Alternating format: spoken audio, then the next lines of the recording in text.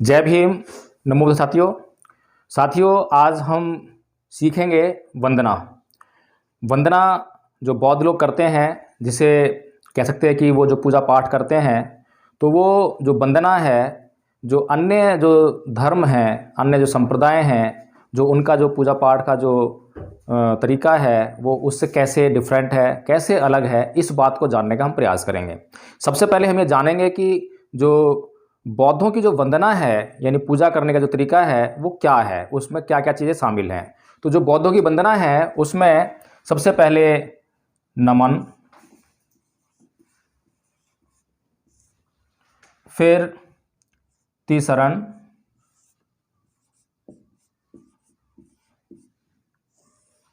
और उसके बाद पंचशील।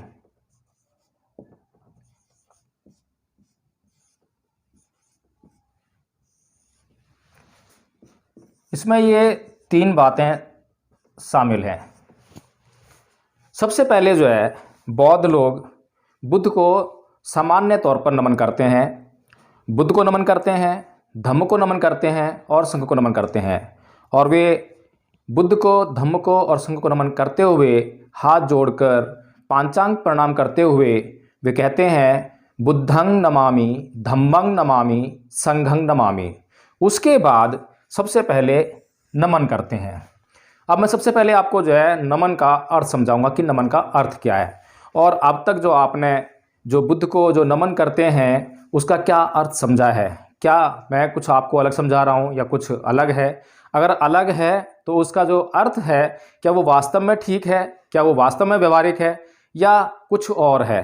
तो आइए मैं आपको जो है नमन का अर्थ समझाता हूँ। तो आपने देखा जो नमन है, यहाँ मैंने लिखा है नमन, नमो तस्स भगवतो अरहतो सम्मा सम्बुद्धस्स।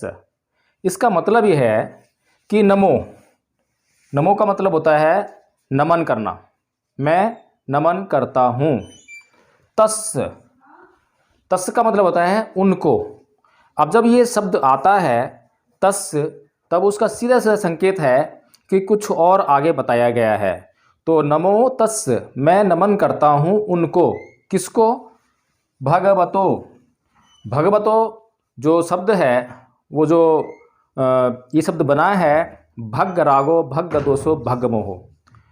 भगवान जो शब्द हम सुनते हैं, हम लोग कई बार जो है ईश्वर शब्द सुनते हैं, कई बार भगवान शब्द सुनते हैं, और अक्सर हम जो है इन दोनों शब्दों को एक दूसरे के स्थान पर प्रयोग भी करते हैं, जो कि सर्वथा अनुचित है। हम लोगों को ये समझना चाहिए कि भगवान शब्द क्या है, उसका अर्थ क्या है, और ईश्वर शब्द क्या है और उसका अर्थ क्या है। तो जो भगवान शब्द है उसका तो सीधा सीधा मतलब जो है यही है कि भग्ग दोषो भग्ग रागो भग्ग मोहो, यानी कि जिसने राग का, द्वेष का और मोह का भगन कर दिया है वो भगवान है, और उसी को हम बोलते हैं भगवतो। यानी अगर जिसने इन चीज़ों का भगन कर दिया है, राग का, द्वेष का और मोह का, तो उसको हम कहेंगे भगवतो। उसके बाद है अरहतो। अरहतो, अर शब्द जो है अरि से बना है, और हतो, हंतो, हंतो, अरहंतो। तो जो अरहतो का मतलब हुआ, अरि माने दुश्मन और हंत या हतो माने नाश कर देना, उसको नष्ट कर देना, समाप्त कर देना। इसका मतलब ये है कि जिसने अपने भीतर से राग को, द्वेष को और मोह को, उसको जड़ से निकाल बाहर किया है, और जड़ से बाहर निकाल कर अपने भीतर से काम, क्रोध, मोह, लोभ, द्वेष, तृष्णा, ईर्ष्या आदि सभी बुराइयों को बाहर निकाल दिया है, और अपने चित्त को पूरी तरह से निर्मल कर लिया है। और ऐसा करने पर जो अरहतो है, यानी कि जो अरहत हो जाता है, अरहत वही होता है जिसका चित्त निर्मल हो जाता है, जिसके चित्त में किसी प्रकार का कोई भी विकार नहीं होता है, उसे अरहत कहते हैं। तो जो भगवतो है और जो अरहतो है उसको मैं नमन करता हूँ। इसके साथ में और एक गुण है सम्मा सम्बुद्धस्सो। सम्मा सम मतलब जो समता में स्थित है। समता में स्थित वह है जो निंदा और प्रशंसा, दो तरह के व्यवहार जो है समाज में देखने को मिलते हैं, जिसको ना तो निंदा से भय लगता है और ना ही उसको प्रशंसा होने पर उसकी वह आनंद मनाता है। जो निंदा और प्रशंसा से कभी हिलता नहीं है, विचलित नहीं होता है और एक समान बने रहता है, ऐसे सम्मा संभ बुद्ध को मैं नमन करता हूँ। तो इसका अर्थ अगर हम एक बार में बोलना चाहें, शॉर्ट में बोलना चाहें, तो हम कह सकते हैं कि मैं उन सम्यक संबुद्ध को नमन करता हूँ जिन्होंने अपनी 6 इंद्रियों पर पूर्णतया नियंत्रण स्थापित करके अपने भीतर से काम, क्रोध, मोह, लोभ, द्वेष, तृष्णा, ईर्ष्या आदि तमाम बुराइयों को निकाल बाहर कर दिया है और जिनका चित्त निर्मल हो गया है, परिशुद्ध हो गया है, मैं ऐसे सम्यक संबुद्ध को नमन करता हूँ। साथियों, ये आपने आज तक जो अर्थ सुने हैं, मैंने भी जो है बहुत बार ये अर्थ जो है इसका सुना और बहुत भिक्षुओं ने बताया, तो बहुत शॉर्ट बता देते हैं कि मैं बुद्ध को नमन करता हूँ। लेकिन अगर इतना ही अर्थ अगर हम लेके चलें इसका कि मैं बुद्ध को नमन करता हूँ, तो हमारे लिए ये अपर्याप्त हो जाएगा। और दूसरी बात, सबसे गंभीर बात इसमें ये है कि हम भी उसी क्रिया में शामिल हो जाएंगे जिस क्रिया में दूसरे लोग शामिल हैं। जिस क्रिया का हम विरोध करते हैं वो दूसरों से अलग क्यों है, उसी क्रिया में जिस क्रिया से बाबा साहब हमें निकाल कर बाहर लेकर आए और हमें भगवान बुद्ध का मार्ग दिखाया, अगर हम बुद्ध को वैसे ही नमन कर रहे हैं, बुद्ध को हम समझते नहीं हैं, केवल वैसे ही नमन कर रहे हैं जैसे कि हिंदू लोग करते हैं, वैसे ही हम नमन कर रहे हैं जैसे कि ईसाई लोग करते हैं, सिख लोग करते हैं, मुस्लिम लोग करते हैं, तो इसमें क्या डिफरेंट है?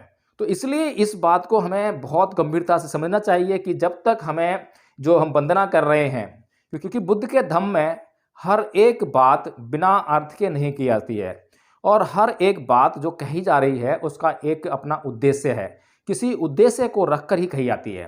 तो जो नमन कर रहे हैं हम, नमन करने का मतलब ये है कि जिससे हम जो है कोई मार्ग ले रहे हैं, अपने जीवन में सुख प्राप्त करने का जो मार्ग जानना चाह रहे हैं और जिसने बहुत कष्टों में अपना त्याग, समर्पण और बलिदान करके वह मार्ग खोजा है, तो उसके प्रति हम कृतज्ञता प्रकट करने के लिए हम ये नमन करते हैं। तो इसलिए साथियों, हमें जो है नमन करते समय इसका अर्थ समझना चाहिए, जानना चाहिए और जितनी श्रद्धा हम बुद्ध के भीतर रखेंगे, उतना ही ज़्यादा हम बुद्ध को समझने का काम करेंगे। इसलिए साथियों, जब भी आपसे पूछा जाए कि नमन का क्या अर्थ है, बुद्ध को जो हम नमन करते हैं, नमो तस्स भगवतो अरहतो सम्मा सम्बुद्धस्स, तो उसका अर्थ क्या है? तो उसका अर्थ आपने तुरंत यही बताना है कि मैं उन सम्यक संबुद्ध को नमन करता हूँ या करती हूँ जिन्होंने अपनी 6 इंद्रियों पर पूर्णतया नियंत्रण स्थापित करके अपने भीतर से सभी प्रकार के क्लेशों, विकारों, काम, क्रोध, मोह, लोभ, द्वेष, तृष्णा, ईर्ष्या आदि को निकाल बाहर किया है और अपने चित्त को निर्मल कर लिया है, परिशुद्ध कर लिया है। और इस नमन को हम 3 बार बोलते हैं।